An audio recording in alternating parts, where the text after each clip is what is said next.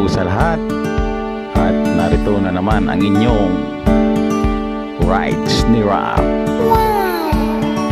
Ang kasundo ni Kuya ng kalsada. Ayan na nga. At habang tayo ay nag-joyride ay pinasukan tayo sa mobile. Kaya tayo po ay nagpalit ng uniforme at helmet. Ayan.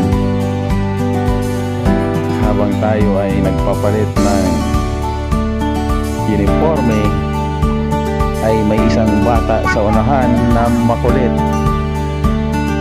Oh my God!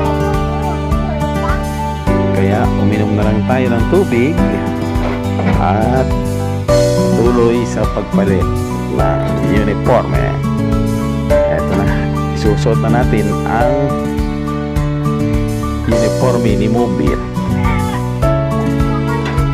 Ayan, at importante po yan na magpalit tayo ng uniforme ni Mobile kapag kay Mobile na platform tayo pinasukan bilang pagrespeto sa platform na ating pinagsiservisyohan o kapartner natin sa ating hanap buhay. Ayan na nga, dinidisimpik na natin yung helmet para naman hindi tayo masira sa mga CS. Kailangan laging mabango ang helmet. Okay, alright. Ayan, panis na tayo. Suot ng helmet at para masundo na ang CS na ating nakuha.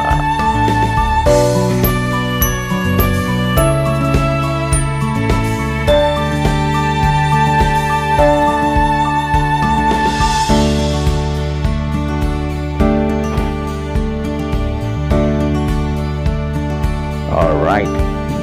At yan, aalis na tayo. Biyahe na para masundo ang ating pasahero na nakuha. At ayan na nga, habang tayo ay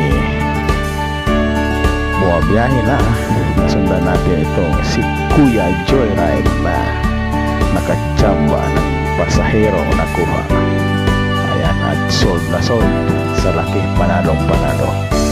Hanggang sa nakarating na nga tayo sa SM Fairview.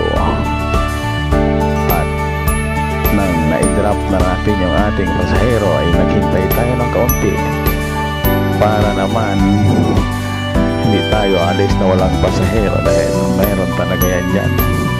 May call center dyan sa APNI. Kaya kailangan natin maghintay hanggang sa nakakuha na nga tayo ng pasahero papuntang Jordan's Plains. At ayan, ihatid na natin. Maraming salamat sa panonood sa mga kwento ng rides ni Rap. Nasayang na naman ang 3 minuto ninyo. Salamat.